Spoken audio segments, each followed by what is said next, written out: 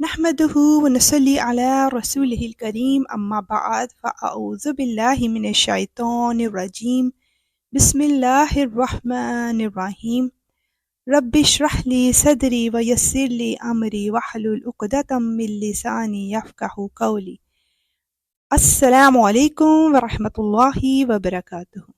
امید ہے کہ آپ سب اللہ کے فضل و کرم سے خیریت سے ہوں گے۔ تو جی آج کا کویسچن ہے، کیا دنیا میں اجر مانگنے سے اجر مل جاتا ہے؟ اس کا آنسر ہمیں ملتا ہے سورہ ہود کی آیت 15 میں۔ بسم اللہ کہتے ہیں اس آیت کی ٹرانسلیشن کے ساتھ، اس کے بعد اس کی ایکسپلینیشن اینڈ پھر اختتام ہوگا دعا کے ساتھ۔ جو لوگ صرف دنیاوی زندگی اور اس کی سج دھج چاہتے ہیں، ہم ان کے اعمال کا پورا صلہ اسی دنیا میں بھگتا دیں گے اور یہاں ان کے حق میں کوئی کمی نہیں ہوگی۔ اللہ اکبر۔ کافر لوگ جو آخرت پر تو ایمان نہیں رکھتے اور جو کچھ کرتے ہیں دنیا ہی کی خاطر کرتے ہیں، ان کی نیکیوں مثلاً صدقہ خیرات وغیرہ کا صلہ دنیا ہی میں دے دیا جاتا ہے، آخرت میں ان کا کوئی ثواب نہیں ملتا، کیونکہ ایمان کے بغیر آخرت میں کوئی نیکی معتبر نہیں ہے۔ اسی طرح اگر کوئی مسلمان کوئی نیک کام صرف دنیا کی شہرت یا دولت وغیرہ حاصل کرنے کے لیے کرے تو اسے دنیا میں تو وہ شہرت یا دولت مل سکتی ہے، لیکن اس نیکی کا ثواب آخرت میں نہیں ملتا۔ آخرت میں وہی نیکی معتبر ہے جو اللہ تعالیٰ کی خوشنودی حاصل کرنے کی نیت سے کی گئی ہو۔ اللہ سبحانہ و تعالیٰ سورہ بنی اسرائیل میں فرماتا ہے کہ جو لوگ صرف دنیا کے خواہش مند ہیں، ان کو اس دنیا سے جتنا ہم چاہیں اس دنیا میں دے دیتے ہیں، پھر ہم نے ان کے لیے دوزخ کو ٹھکانہ بنا دیا ہے اور وہ اس دوزخ میں مذمت کیا ہوا اور دھتکارا ہوا داخل ہوگا۔ اور جو شخص مومن ہو اور وہ آخرت کا ارادہ کرے اور اسی کے لیے کوشش کرے تو انہی لوگوں کی کوشش مقبول ہوگی۔ سبحان اللہ۔ اور پھر سورہ شعراء میں اللہ سبحانہ وتعالیٰ فرماتا ہے، جو شخص آخرت کی کھیتی کا ارادہ کرے ہم اس کے لیے اس کی کھیتی کو زیادہ کریں گے، اور جو دنیا کی کھیتی کا ارادہ کرے ہم اس کو اس میں سے دیں گے اور آخرت میں اس کا کوئی حصہ نہیں ہے۔ اللہ اکبر۔ حضرت عمر بن خطاب رضی اللہ عنہ بیان کرتے ہیں کہ رسول اللہ صلی اللہ علیہ وآلہ وسلم نے فرمایا، اعمال کا مدار نیت پر ہے، ہر شخص کو اس کی نیت کے مطابق ثمر ملتا ہے۔ سو جس شخص کی ہجرت اللہ اور اس کے رسول کی طرف ہو تو اس کی ہجرت اللہ اور اس کے رسول ہی کی طرف شمار ہوگی، اور جس شخص کی ہجرت دنیا حاصل کرنے کے لیے یا کسی عورت سے نکاح کرنے کے لیے ہو تو اس کی ہجرت اسی چیز کی طرف شمار کی جائے گی جس کی طرف اس نے ہجرت کی ہے۔ ایک اور جگہ رسول اللہ صلی اللہ علیہ وآلہ وسلم نے فرمایا، قیامت کے دن سب سے پہلے جس شخص کے متعلق فیصلہ کیا جائے گا وہ شہید ہوگا۔ اس کو بلایا جائے گا اور اسے اس کی نعمتیں دکھائی جائیں گی۔ جب وہ ان نعمتوں کو پہچان لے گا تو اللہ تعالیٰ فرمائے گا، تو نے ان نعمتوں سے کام لیا؟ وہ کہے گا، میں نے تیری راہ میں جہاد کیا حتیٰ کہ شہید ہو گیا۔ اللہ تعالیٰ فرمائے گا، تو جھوٹ بولتا ہے، بلکہ تو نے اس لیے قتال کیا تھا تاکہ تو بہادر کہلائے، سو تجھے بہادر کہا گیا۔ پھر اس کو منہ کے بل جہنم میں ڈالنے کا حکم دیا جائے گا۔ اللہ اکبر۔ حتیٰ کہ اسے جہنم میں ڈال دیا جائے گا۔ اور ایک شخص نے علم حاصل کیا اور لوگوں کو تعلیم دی، قرآن مجید پڑھایا، ان کو بلایا جائے گا اور اس کو اس کی نعمتیں دکھائی جائیں گی۔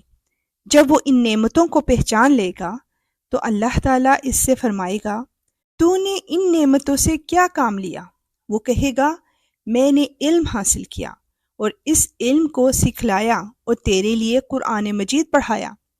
اللہ تعالیٰ فرمائے گا، تو جھوٹ بولتا ہے، تو نے اس لیے علم حاصل کیا تھا تاکہ تو عالم کہلائے، اور تو نے قرآن پڑھا تاکہ تو قاری کہلائے، سو تجھے عالم اور قاری کہا گیا۔ پھر ان کو منہ کے بل جہنم میں ڈالنے کا حکم دیا جائے گا حتیٰ کہ ان کو جہنم میں ڈال دیا جائے گا۔ اللہ اکبر۔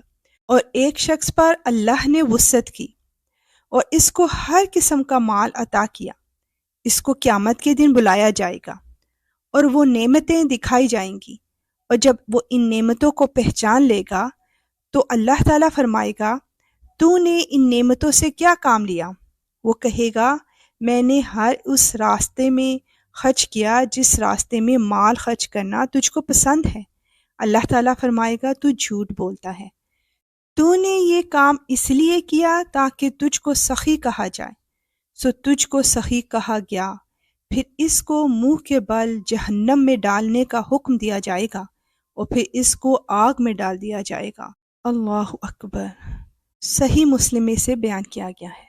آئیے اب مل کر اللہ سبحانہ و تعالیٰ سے اخلاص کے ساتھ اچھے عمل کرنے کی توفیق طلب کرتے ہیں۔ اے دلوں کو پھیرنے والے، اے رب العالمین، تو ہمارے دلوں کو اپنے دین پر مضبوطی سے قائم کر اور قائم رکھ۔ اے اللہ، قیامت کے دن ہمارا حساب نہ لینا۔ اے اللہ، ہم تیری پناہ مانگتے ہیں جھگڑے سے، دو رخی سے اور بد اخلاقی اور دکھلاوے سے۔ اے اللہ، ہم تجھ سے مفید علم، پاک روزی اور مقبول عمل کا سوال کرتے ہیں۔